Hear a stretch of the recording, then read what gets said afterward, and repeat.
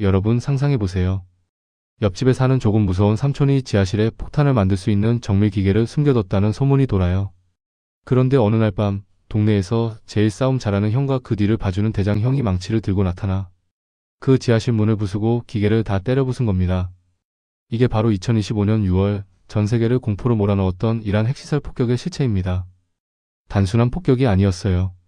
이건 30년 넘게 쌓여온 이스라엘의 공포와 미국의 인내심이 한꺼번에 터져나온 대사건이었죠. 그날 새벽 이란의 하늘을 가른 건 소리가 아니라 침묵이었습니다. 이스라엘이 자랑하는 5세대 스텔스 전투기 F-35I 아디르 편대가 레이더망을 유령처럼 통과했거든요. 작전명은 라이징 라이언. 유대인의 사자가 이란의 심장부를 향해 발톱을 드러낸 겁니다. 핵심 타격 지점은 세 곳이었습니다. 1. 포르도 FRDOW 산을 뚫고 지하 깊숙이 숨겨진 우라늄 농축시설. 2. 나탄즈 NATANG 이란 핵개발의 상징과도 같은 곳. 3. 이스파한 ISFAHAN 핵연료 제조시설이 밀집한 군사 요충지. 이스라엘은 1차 공습으로 이란의 방공망을 바보로 만들었습니다. 그리고 며칠 뒤 드디어 끝판왕이 등판하죠. 바로 미국의 B-2 스텔스 폭격기입니다.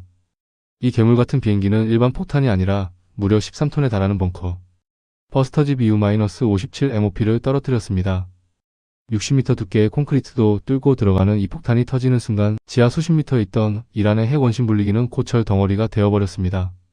이 공격은 약 12일간 파상 공세로 이어졌습니다. 이걸 우리는 12일 전쟁이라 부르죠. 미사일 발사수 약 800발 이상 토마호크 및 정밀 유도탄 포함. 이란 측 피해 핵시설의 약 6070% 기능 상실 추정. 유가 변동 배럴당 $80였던 유가가 단 며칠 만에 $120를 돌파. 하지만 여러분, 여기서 정말 무서운 게 뭔지 아세요? 이란의 핵 능력이 증발한 게 아니라는 겁니다. 나탄즈의 가장 깊은 지하실은 살아남았고 이란은 복수를 다짐하며 지하 깊은 곳으로 더 숨어들었습니다. 이때부터 전 세계는 숨을 죽였습니다. 진짜 큰 게 오고 있다는 공포 때문이었죠. 폭격 이후 6개월 동안 세상은 겉보기에 조용했습니다. 하지만 물밑에서는 치열한 눈치 싸움이 벌어졌죠. 미국은 추가 제재로 이란의 숨통을 조였고 이란은 우리도 가만히 있지 않겠다며 호르무즈 해협에 미사일을 배치하기 시작했습니다. 그 와중에 오만과 카타르에서는 비밀 회담이 열렸습니다. 이른바 해협 협상. 전쟁을 막아보려는 마지막 몸부림이었죠. 하지만 2026년으로 넘어가는 그 순간까지도 양측의 평행선은 좁혀지지 않았습니다. 이스라엘은 뿌리를 뽑아야 한다고 했고 이란은 우리의 생존권을 건드리지 말라며 맞섰거든요. 그리고 마침내 2026년 2월 역사의 물줄기를 완전히 바꿔놓을 운명의 날이 다가오고 있었습니다. 여러분, 2026년 2월 28일 새벽에 도대체 무슨 일이 벌어졌길래 전 세계 증시가 멈추고 기름값이 미쳐 날뛰기 시작했을까요? 그건 단순한 폭격이 아니라 시대의 종말을 알리는 신호탄이었습니다. 미국과 이스라엘이 노린 건 단지 건물이 아니었습니다. 그들이 조준한 건 이란이라는 거대한 체제를 지탱하는 머리였죠. 2026년 2월 28일 테헤란의 하늘이 다시 한번 붉게 물드는 그 순간 이란의 최고 지도자 하메네이에게 무슨 일이 일어났을까요? 그리고 왜 한국은 이 소식에 사색이 되어 비상회의를 소집했을까요? 여러분 체스게임 해보셨죠? 아무리 병사가 많아도 킹이 잡히면 게임은 끝납니다. 하지만 현실 세계의 정치는 조금 달라요.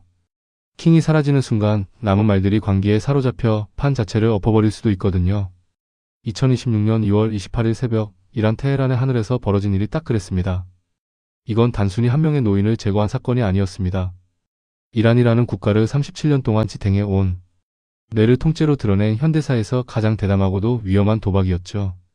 그날 새벽 테헤란 북부의 최고 지도자 관저 위로 소리 없이 나타난 건 미국의 최첨단 드론과 이스라엘의 정밀 유도탄이었습니다. 타격 목표 이란 최고 지도자 알리 하메네이 그리고 혁명수비대 IRGC 핵심 지휘부. 착전의 배경 2025년 폭격 이후에도 이란이 핵복구 의지를 꺾지 않자 미이스라엘 연합군은 뿌리가 문제라면 뿌리를 뽑겠다는 결론을 내린 겁니다. 87세의 하메네이는 당시 고령과 지병으로 건강이 좋지 않았다는 소문이 무성했죠. 하지만 그는 여전히 이란의 신적 존재였습니다. 그런 그가 암살되었다는 소식이 전해지자 이란은 말 그대로 발칵 뒤집혔습니다. 3월 1일 이란 국영방송이 검은 옷을 입고 하메네이의 사망을 공식 발표하며 40일간의 애도 기간을 선포하던 그 순간 전 세계의 숨소리조차 멈췄습니다. 하메네이가 사라지자마자 이란의 실권은 군부인 혁명수비대 IRGC가 장악했습니다. 그들은 슬퍼하기보다 피해 보복을 선택했죠. 이때부터 우리가 흔히 말하는 제5차 중동전쟁이 전면전 양상으로 번지기 시작합니다. 이란 혼자 싸우는 게 아니었습니다. 이란이 손가락만 까딱하며 움직이는 내리 세력들, 이른바 저항의 축이 동시에 불을 뿜었습니다. 1. 레바논 헤즈볼라 이스라엘 북부로 수천 발의 로켓을 쏟아부음. 2. 예멘 후티 반군 홍해를 지나는 모든 서방 선박을 공격. 3. 이라크 시리아 민병대 인근 미군 기지를 향해 드론 자살 공격 감행. 이건 이제 이스라엘과 이란만의 싸움이 아닙니다.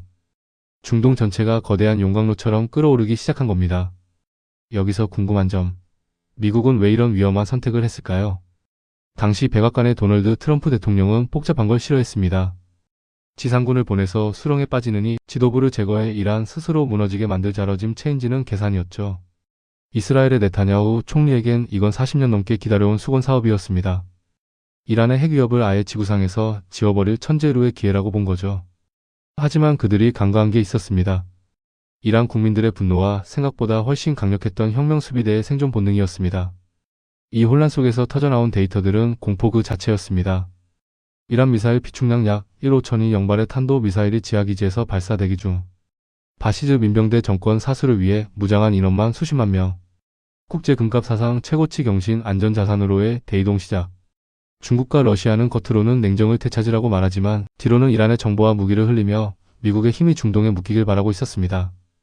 거대한 체스판의 말들이 하나둘씩 쓰러지기 시작한 거죠. 자, 그런데 여러분. 중동에서 총소리가 나는데 왜 우리 한국의 주유소 가격표가 미친 듯이 올라가고 반도체 공장들이 피상에 걸렸을까요?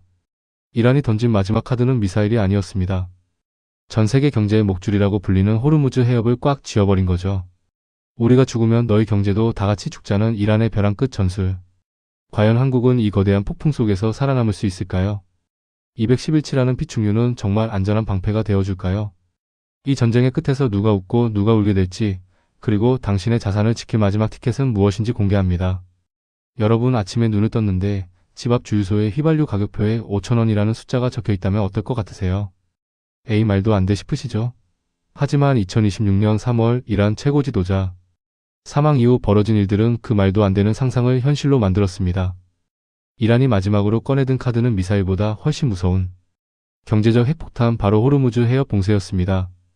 지도를 한번 보세요. 중동의 거대한 바다에서 밖으로 나가는 길목은 아주 좁은 통로 하나뿐입니다. 그게 바로 호르무즈 해협이에요. 폭이 고작 33km밖에 안 되는데 이곳을 통해 전 세계 원유의 20%, 천연가스 LNG의 20%가 지나갑니다.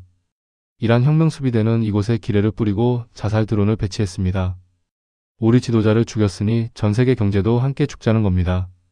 카타르발 LNG선 한국으로 오던 배들이 멈춰섰습니다. 사우디발 유조선 보험사들이 위험해서 보장 못해준다며 운항을 거부합니다. 이건 단순한 물류 대란이 아니에요. 전 세계 공장의 전기가 끊기고 물류가 멈추는 글로벌 심정지 상태가 온 겁니다. 자, 그럼 우리나라는 어떻게 될까요? 우리 대한민국은 수입하는 원유의 70% 이상을 이 중동 지역에 의존하고 있습니다.